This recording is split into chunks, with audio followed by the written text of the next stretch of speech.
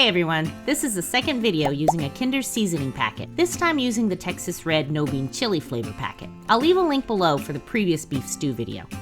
We started with this 3-pound chuck roast, which we used half for the beef stew and now this half for the chili.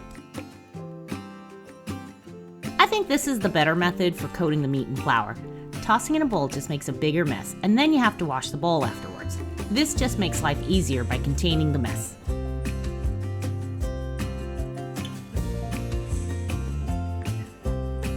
So into the pot we go with our seasoning packet and a teaspoon of Better-than-Bouillon and a cup of water. Just stirring it around to dissolve the seasoning and to break up the bouillon just a little bit. In goes the meat, spreading it around evenly.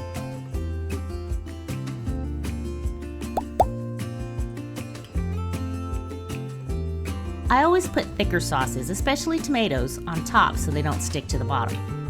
Everything will all mingle together while it's cooking. This will cook for 45 minutes on high, and then we'll let it naturally release for about 15 minutes. Smells really good.